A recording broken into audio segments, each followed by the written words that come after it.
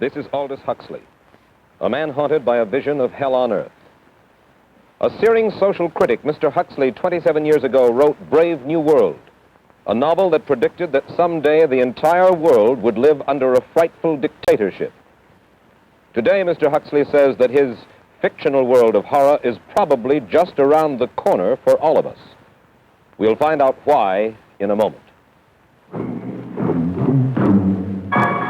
The Mike Wallace Interview, presented by the American Broadcasting Company in association with the Fund for the Republic, brings you a special television series discussing the problems of survival and freedom in America. Good evening. I'm Mike Wallace. Tonight's guest, Aldous Huxley, is a man of letters, as disturbing as he is distinguished. Born in England, now a resident of California, Mr. Huxley has written some of the most electric novels and social criticism of this century. He's just finished a series of essays called Enemies of Freedom, in which he outlines and defines some of the threats to our freedom in the United States. And Mr. Huxley, right off the bat, let me ask you this. As you see it, who and what are the enemies of freedom here in the United States? Well, I don't think you can say who in the United States. I don't think there are any sinister persons deliberately trying to rob people of their freedom. But I do think, first of all, that there are a number of impersonal forces which are pushing in the direction of less and less freedom. And I also think that there are a number of technological devices which anybody who wishes to use can use to accelerate this process of going away from freedom, of imposing control. Well, what are these forces and these devices, Mr. Huxley? I should say that there are two main impersonal forces. The first of them is not exceedingly important in the United States at the present time, though very important in other countries. This is the force which in general terms can be called overpopulation, the mounting pressure of population pressing upon existing resources.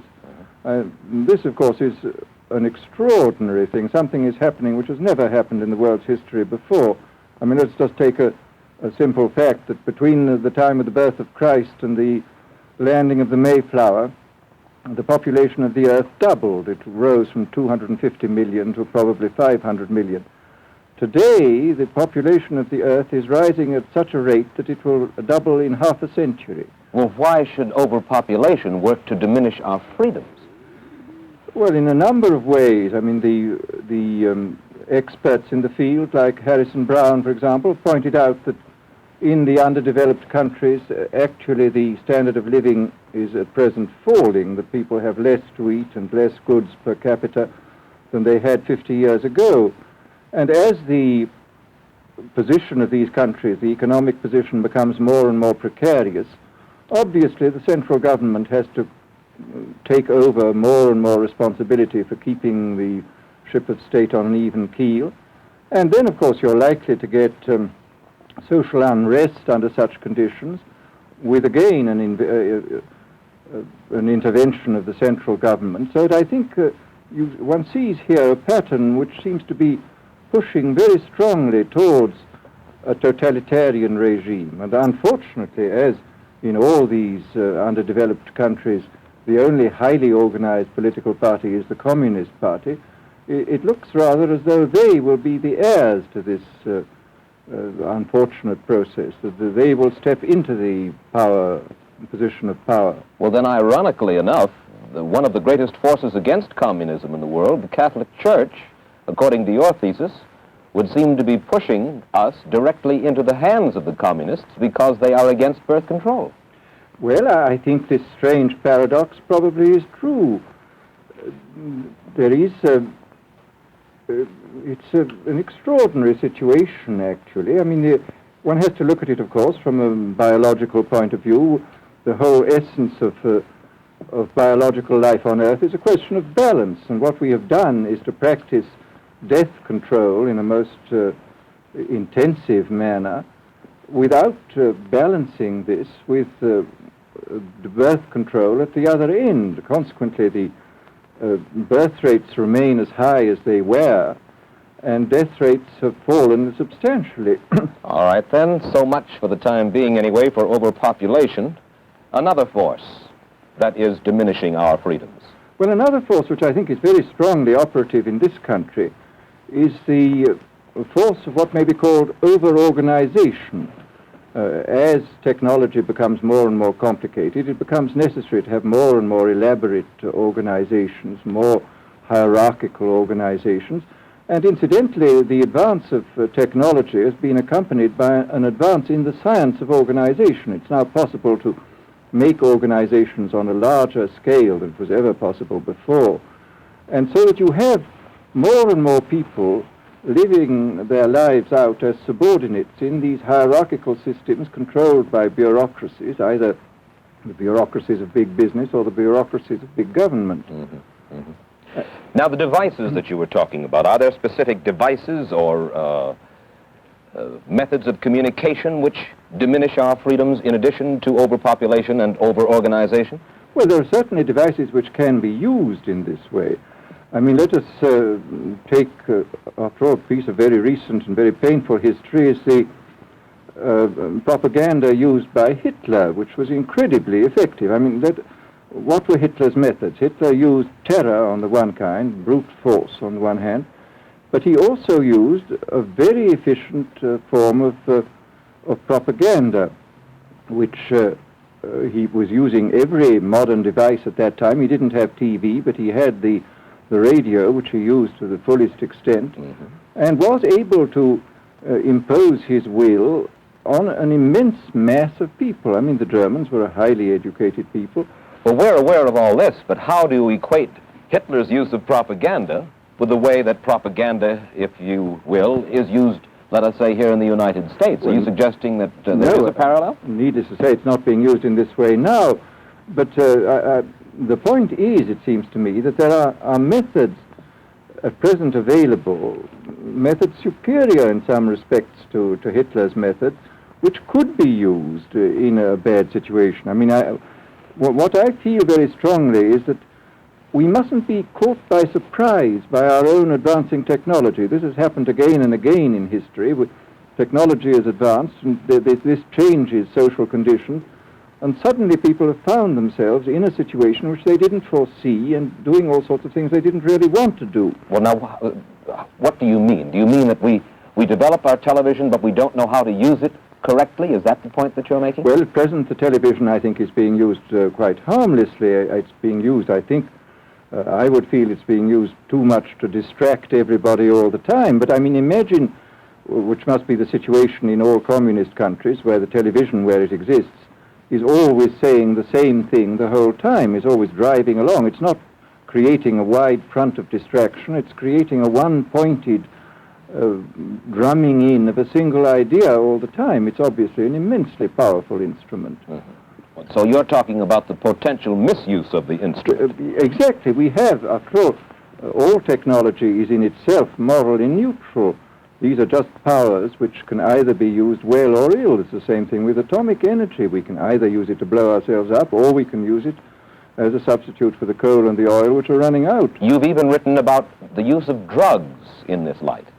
Well, now, this is a very interesting subject. I mean, in this book that you mentioned, this book of mine, Brave New World, I postulated a substance called soma, which was a very versatile drug. It would make people feel happy in small doses. It would make them see visions in medium doses, and it would send them to sleep in large doses. Well, I don't think such a drug exists now, nor do I think it will ever exist, but we do have drugs which will do some of these things, and I think it's quite on the cards that we may have drugs which will profoundly change our mental states without doing us any harm. I mean, this is the pharmacological revolution which has taken place, that we have now powerful mind-changing drugs which, physiologically speaking, are almost costless. I mean, they are not like opium or like cocaine, which do change the state of mind, but leave terrible results physiologically and morally. Mr. Huxley, in your new essays, you state that these various enemies of freedom, are pushing us toward a real-life, brave new world, and you say that it's awaiting us just around the corner. First of all, can you detail for us what life in this brave new world which you fear so much, or what life might be like? Well, to start with, I think this kind of the dictatorship of the future, I think will be very unlike the dictatorships which we've been familiar with in the immediate past. I mean, take another book prophesying the future, which was a very remarkable book, George Orwell's 1984. Mm-hmm. Well, this book was written at the height of the Stalinist regime and just after the Hitler regime. And there he foresaw a dictatorship using entirely the methods of terror, the methods of physical violence. Now, I think what is going to happen in the future is the dictators will find, as the old saying goes, that you can do everything with bayonets except sit on them. That if you want to preserve your power indefinitely, you have to get the consent of the ruled. And this they will do partly by drugs, as I foresaw in Brave New World, partly by these new techniques of propaganda. They will do it by bypassing the sort of rational side of man and appealing to his subconscious and his deeper emotions and his physiology even, and so making him actually love his slavery. I mean, I think this is the danger, that actually people may be in some ways happy under the new regime, but they will be happy in a situation where they oughtn't to be happy. But let me ask you this. You're talking about a world that could take place within the confines of a totalitarian state. Let's become more immediate, more urgent about it. We believe, anyway, that we live in a democracy here in the United States. Do you believe that this brave new world that you talk about could, let's say, in the next quarter century, the next century, could come here to our shores? I think it could. I mean, that's why I feel it's so extremely important here and now to start thinking about these problems, not to let ourselves be taken by surprise by the new advances in technology. I mean, for example, in regard to the use of the drugs, we know there's enough evidence now for us to be able, on the basis of this evidence and using a certain amount of creative imagination, to foresee the kind of uses which could be made by people of bad will with these things, and to attempt to forestall this. And in the same way, I think with these other methods of propaganda, we can foresee and we can do a good deal to forestall. I mean, after all, the price of freedom is eternal vigilance. You write in Enemies of Freedom, you write specifically about the United States. You say this, writing about American political campaigns. You say, all that is needed is money and a candidate who can be coached to look sincere.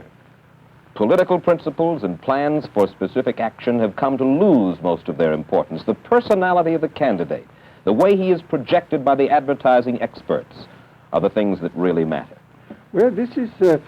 during the last campaign, there was a great deal of this kind of statement by the advertising managers of the campaign parties, this idea that the candidates had to be merchandised as though they were soap or toothpaste, and that you had to depend entirely on the personality. I mean, the personality is important, but there are certainly people with an extremely amiable personality, particularly on TV, who might not necessarily be very good in positions of political trust. Well, do you feel that men like Eisenhower, Stevenson, Nixon, with knowledge of forethought, were trying to pull the wool over the eyes of the American public?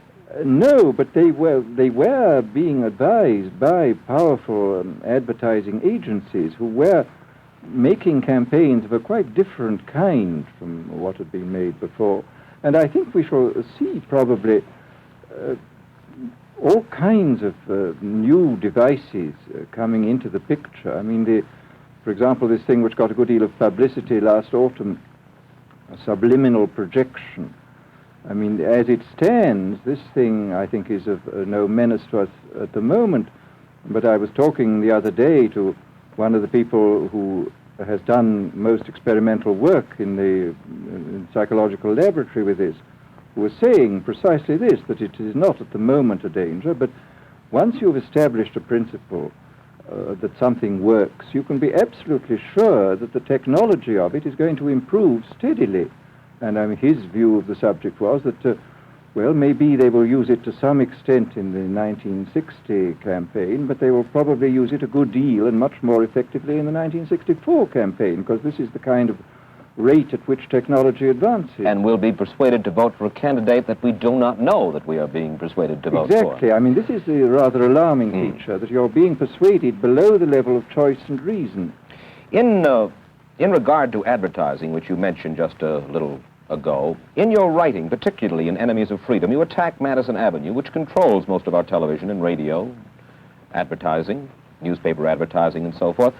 Why do you consistently attack the advertising agency? Well, no, I think that advertisement plays a very necessary role, but the danger, it seems to me, in a democracy is this. I mean, what does a democracy depend on? A democracy depends on the individual voter making an intelligent and rational choice for what he regards as his enlightened self-interest in any given circumstance. But what these people are doing, I mean, what both for their particular purposes, for selling goods, and the dictatorial propagandists are doing, is to try to bypass the rational side of man and to appeal directly to these unconscious forces below the surface, so that you are, in a way, making nonsense of the whole democratic procedure, which is based on conscious choice on rational grounds. Of course, well, maybe you have just answered this next question, because in your essay you write about television commercials, not just political commercials, but television commercials as such, and how, as you put it, today's children walk around singing beer commercials and toothpaste commercials, and then you link this phenomenon in some way with the dangers of a dictatorship. Now, could you spell out the connection, or how do you feel that you have done so sufficiently? Well, I mean, here, this whole question of children, I think, is a terribly important one, because children are quite clearly much more suggestible than the average grown-up. And again, suppose that for one reason or another, all the propaganda was in the hands of one or very few agencies, you would have an extraordinarily powerful force playing on these children, who after all are going to grow up and be adults quite soon. I do think that this is not an immediate threat, but it remains a possible threat. And you said something to the effect in your essay that the children of Europe used to be called cannon fodder, and here in the United States they are television and radio fodder. Well, after all, you can read in the trade journals the most lyrical accounts of how necessary it is to get hold of the children, because then they will be loyal brand buyers later on. Mm-hmm. But, I mean, again, you just translate this into political terms. The dictator says they will be loyal ideology buyers when they're grown up. We hear so much about brainwashing as used by the communists. Do you see any brainwashing other than that which we've just been talking about that is used here in the United States? Other forms of brainwashing? Not in the form that has been used in China and in Russia, because this is essentially the application of propaganda methods, the most violent kind, to individuals. It's not a shotgun method like the advertising method. It's a way of getting hold of the person and playing both on his physiology and his psychology till he really breaks down, and then you can implant a new idea in his head. I mean, the descriptions of the methods are really blood-curdling when you read them, and not only the methods applied to political prisoners, but the methods applied, for example, to the training of the young communist administrators and missionaries. They receive an incredibly tough kind of training, which causes about 25% of them to break down or commit suicide, but produces 75% of completely one-pointed fanatics. The question, of course, that keeps coming back to my mind is this. Obviously, politics in themselves are not evil. Television is not in itself evil. Atomic energy is not evil. And yet you seem to fear that it will be used in an evil way. Why is it that the right people will not, in your estimation, use them? Why is it that the wrong people will use these various devices and for the wrong motives?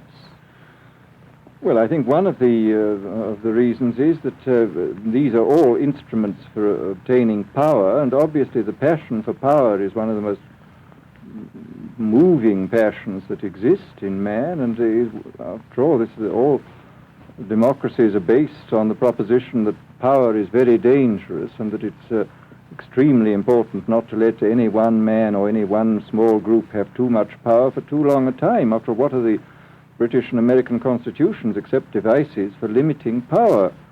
And all these new devices are extremely efficient instruments for the imposition of power by small groups over larger masses. Well, you ask this question yourself in Enemies of Freedom. I'll put your own question back to you. You ask this: in an age of accelerating overpopulation, of accelerating overorganization, and ever more efficient means of mass communication, how can we preserve the integrity and reassert the value of the human individual? You put the question. Now here's your chance to answer it, Mr. Huxley. Well, this is obviously, first of all, it's a question of education. I think it's terribly important to insist on individual values. I mean, there is a tendency, as you probably read a book by White, The Organization Man, a very interesting, valuable book, I think, where he speaks about the new type of group morality, group ethic, which speaks about the group as though the group was somehow more important than the individual. But this seems, as far as I'm concerned, to be in contradiction with what we know about the genetical makeup of human beings, that every human being is unique. And it is, of course, on this genetical basis that the whole idea of the value of freedom is based. And I think it's extremely important for us to stress this in all our educational life. And I would say it's also very important to teach people to be on their guard against the sort of verbal booby traps into which they're always being led, to analyze the kind of things that are said to them. Well, I think there is this whole educational side, and I think there are many more things that one could do to strengthen people and to make them more aware of what was being done. You're a prophet of decentralization. Well, yes, if this is feasible. It's one of the tragedies, it seems to me. I mean, many people have been talking about the importance of decentralization in order to give back to the voter a sense of direct power. I mean, the voter in an enormous electorate feels quite impotent, and his vote seems to count for nothing. This is not true where the electorate is small and where he is dealing with a group which he can manage and understand. And if one can, as Jefferson, after all, suggested, break up the units into smaller and smaller units and so get a real self-governing democracy. Well, that was all very well in Jefferson's day, but how can we revamp our economic system and decentralize and at the same time meet militarily and economically the tough challenge of a country like Soviet Russia? Well, I think the answer to that is that there are, it seems to me that industrial production is of two kinds. I mean, there are some kinds of industrial production which obviously need the most tremendously high centralization, like the making of automobiles, for example. But there are many other kinds where you could decentralize quite easily and probably quite economically, and that you would then have this kind of decentralized life. After all, you begin to see it now if you travel through the South, this decentralized textile industry which is springing up there. Mr. Huxley, let me ask you this, quite seriously. Is freedom necessary? As far as I'm concerned, it is, yes. Why? Is it necessary for a productive society? Yes, I should say it is. I mean, a genuinely productive society. I mean, I think you could produce plenty of goods without much freedom, but I think the whole sort of creative life of man is ultimately impossible without a considerable measure of individual freedom, that initiative, creation, all these things which we value, and I think value properly, are impossible without a large measure of freedom. Well, Mr. Huxley, take a look again at the country which is in the stance of our opponent anyway it would seem to be there, Soviet Russia. It is strong and getting stronger economically, militarily. At the same time, it's developing its art forms pretty well. It seems not unnecessarily to squelch the creative urge among its people, and yet it is not a free society. It's not a free society, but here is something very interesting, that those members of the society, like the scientists who are doing the creative work, are given far more freedom than anybody else. I mean, it's a privileged aristocratic society in which, provided that they don't poke their noses into political affairs, these people are given a great deal of prestige, a considerable amount of freedom, and a lot of money. I mean, this is a very interesting fact about the new Soviet regime, and I think what we're going to see is a people on the whole with very little freedom, but with an oligarchy on top enjoying a considerable measure of freedom and a very high standard of living. And the people down below, the epsilons down below, enjoying very little. And you think that that kind of situation can long endure? I think it can certainly endure much longer than a situation in which everybody is kept down. Because, I mean, they can certainly get their technological and scientific results on such a basis. Well, the next time that I talk to you then, perhaps we should investigate further the possibility of the establishment of that kind of a society, where the drones work for the queen bees up above. Well, but yes, but I must say I still believe in democracy. If we can make the best of the creative activities of the people on top, plus those of the people on the bottom, so much the better. Mr. Huxley, I surely thank you for spending this half hour with us, and I wish you Godspeed, sir. Thank you. Aldous Huxley finds himself these days in a peculiar and disturbing position.